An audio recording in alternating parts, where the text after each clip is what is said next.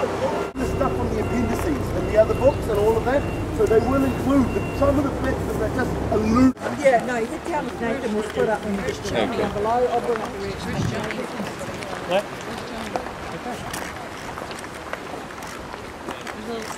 Started the ring. Seeing the second one, when we saw the third one, didn't think it was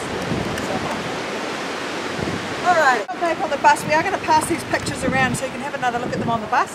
And do feel free to take pictures of the pictures. Because of course, when you get back home, you've got all the wonderful photos from throughout New Zealand and Australia.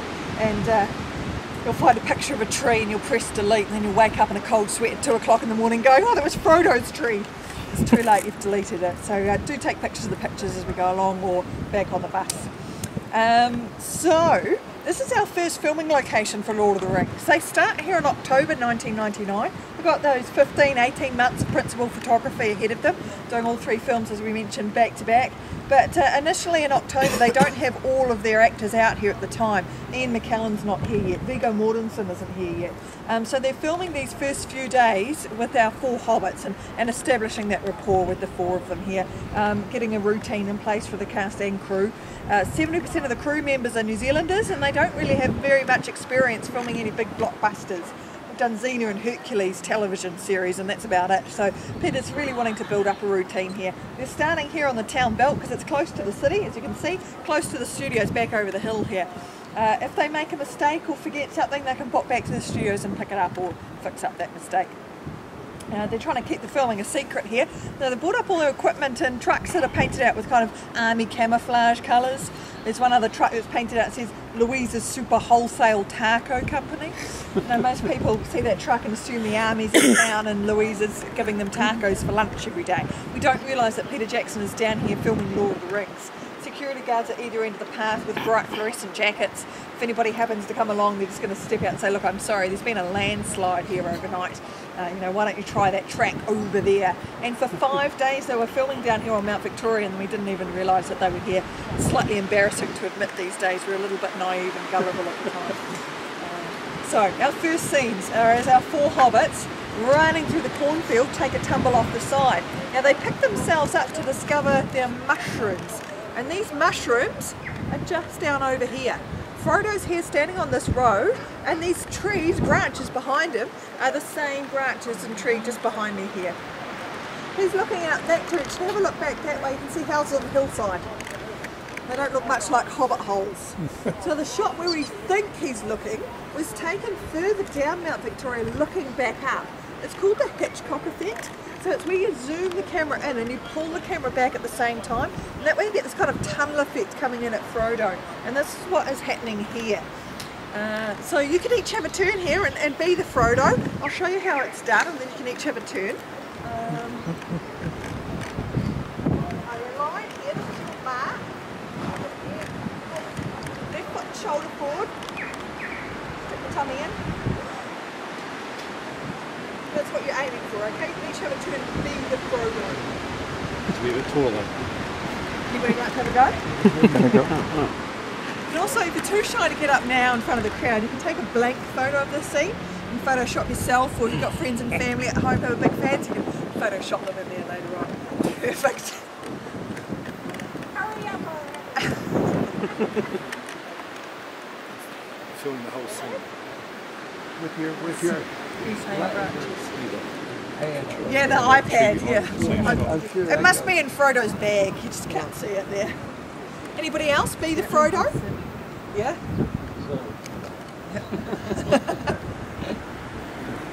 Peter Jackson ends up using so much polystyrene in the filming of Lord of the Rings, he purchases his very own polystyrene factory and are producing polystyrene solely for the film. And this polystyrene root system comes up and over here. And our 4 hobbits have been told to get off the road. They climbed up very carefully over a step ladder, over the polystyrene root system, and they sit down here in this little alcove. Okay. Peter Jackson, the director, and the cameraman are up down there looking back up in this direction. So if you look carefully at this picture, you'll see a U-shaped tree. Okay. There it is behind you there. And Frodo's tree in the corner there again. They've brought in smoke machines here to create the right atmosphere. And then they've used the colour green quite a bit, brought in a lot of green foliage and amongst the hobbits. Green in the film represents good. Okay? Think about how green Hobbiton is. And how black and dark Mordor is. So the green is around the hobbits, they're hanging on to the greenery. This is where the horse and rider comes in. But there was no horse and rider down here on Mount Victoria. The track is so steep, so muddy, there's 150 cast and crew in the area and they're not the right scale for the horse. That they've had to film it in front of, ironically, a green screen and then Photoshop them in later on. And this is one of the early mistakes that you find in the film. The horse's head will appear this side of the tree trunk, but you never see the horse's ass on the other side of the tree trunk. Keep an eye out for that next time you're watching the film. So if you want to find a hair, take a photo of the U-shaped tree. And this is where our four hobbits are actually rolling off that hillside. Now the hillside itself with the cornfield, it's actually 600 kilometres north of us, a little place called Hobbiton. And they fall from Hobbiton and they land here in Wellington. These three trees here, 1, 2, 3. 1, 2, 3. That third one is the broken off one there. Now it's broken at the time, but the camera hasn't come up quite high enough, so you can't tell that it's broken. At this point they bring in some smoke machines that adds again to the atmosphere. It's also lightening the area up the top. And then they've used a filter down here to make this area look a little bit darker. Light is good, dark is bad. Probably the most important reason though for the smoke machines is because up through here are a couple of gum trees from Australia. I'm afraid we don't want the Australians taking credit for Lord of the Rings. They can have Russell Crowe, but they can't have Lord of the Rings. So smoke machines cover up the gum trees. We don't mind having the American Mapacarpa pines, but we mustn't have Australian trees in there. The four hobbits falling down here. This is the first day of filming. They've got 15 months ahead of them. You cannot afford to have Elijah Wood roll off this hill, break a bone, scratch his face. So this is where they bring in their stunt hobbits, or stobbits, as they became known. And they're martial arts guys, they're karate club members. They're used to falling and landing without injuring themselves. 4 at a time, they're sent up that root system here, and then asked to roll off the hill here. Big blue mattress here for them to land on. A couple of people just standing on the edge there to catch them, and that way they can be caught before they head back into the city. You keep rolling, you'll end up on the top of Gandalf's staff in the Embassy Theatre. And they do that over and over. And it's not until this guy here came down head first, feet up here, lands on the edge of the blue mattress, breaks his collarbone.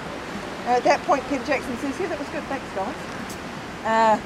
Sends him off to the hospital, brings in the actors, like Elijah Wood, to lie on the ground here. If anybody's a fan of Elijah Wood, get down and kiss the ground. I've seen it happen. There are fans and then there are fans. Yep. There's Peter Jackson. Caroline Cunningham is first assistant director. Those two trees, that very distinctive branch there, are these two trees just behind you there. So there's approximately 150 people here on the day of filming, and yet they managed to keep it a secret for 5 days. Very naive and gullible at the time. Not so easy with the Hobbit. With Lord of the Rings they had the advantage of Wellingtonians knowing that the filming was happening, but we didn't know how big the film was going to be. So if you did happen to come across the filming, you basically thought, oh, it's kind of cool, and then you went on your way. With the Hobbit, they filmed a little bit more in the studios here in Wellington rather than going out on location. They haven't returned to many of the filming locations from Lord of the Rings, only Hobbiton, which is private land, have been closed off. And what they have done is set up new locations, new scenes for the Hobbit. Where was the Hobbit? So the majority of it here in Wellington, 80% in the studios, and the rest of it through New Zealand. Queenstown a little bit, yeah. They only did 2 months of filming in 2 months of filming on location though. But they are coming back in May, June, July to complete some more filming. So I'll step out of the way. If you want to grab a photo of these 3 trees here. No, it's recorded. It's okay, I've got it. Just recorded about 5 or 6 seconds of you.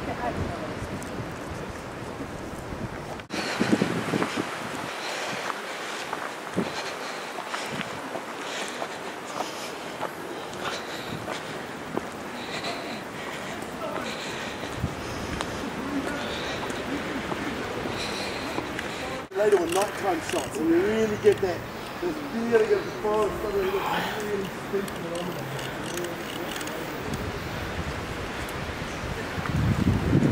and say things like Lisa's Super Wholesale Taco Company, so that nobody knows what we're doing. We sneak in the forest and try and pretend that we're not filming. And we wouldn't say this path is closed there has been a landslide.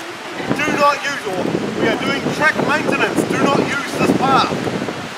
But that's the way we work all throughout Wellington. We just sneak into bits of parks and forests and film in them, but we are not allowed to close off the whole area because, again, public land. So yeah, we're constantly sneaking into these parks. Sometimes it would all go wrong. The public would work out what's happening and they would pour in, then we'd have to run away and do something else and sneak back later. So we're just going to wait for the rest of Laura's group so that we can all do it at once. I'll tell you some stories about it in a moment. So if you want to come and get a photo, if you want to get a photo of the shot down the hill, come and get it now, and then I'll show you what it's going to relate to in a second.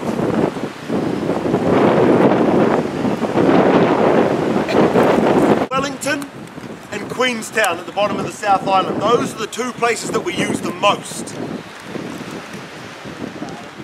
Yeah, so different. We're just trying to use all the different scenery that we have in the country, and it's incredibly diverse around New Zealand in a small space. New Zealand has everything. Oh, I had some passengers out from the US, and they said, oh, they could have made Lord of the Rings in the US. You just would have had to use the whole US. That's all to get all the different kinds of terrain that we have in such a small space here.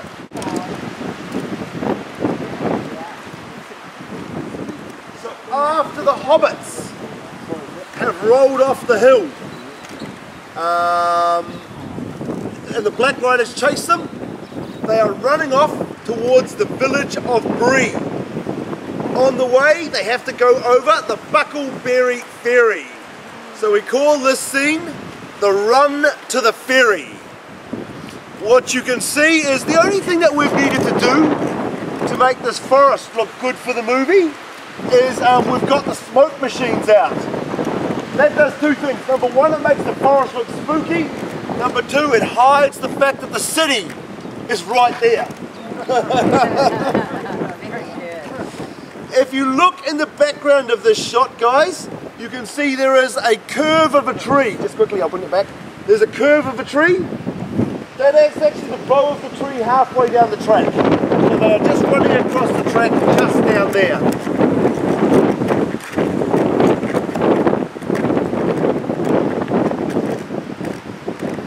Now, as the hobbits are running across the path, they turn and they look back up on the hill and they see a black rider silhouetted against the skyline. That black rider is actually standing right here. This is a real horse and rider. We couldn't always use a real horse and rider in some of those other shots down the forest, but it was safe enough to put a real horse and rider just up here. When you look at this, you can see there's two trees that form an arc over the black rider. This is one of the trees. The other tree is missing. The other tree, again, is actually the bow of that tree down there. They've used a technique called forced perspective to make it look like that tree forms an arc over the black rider here. And if you look at the shot, you can see this tree is slightly indistinct because they've forced the perspective on it so much.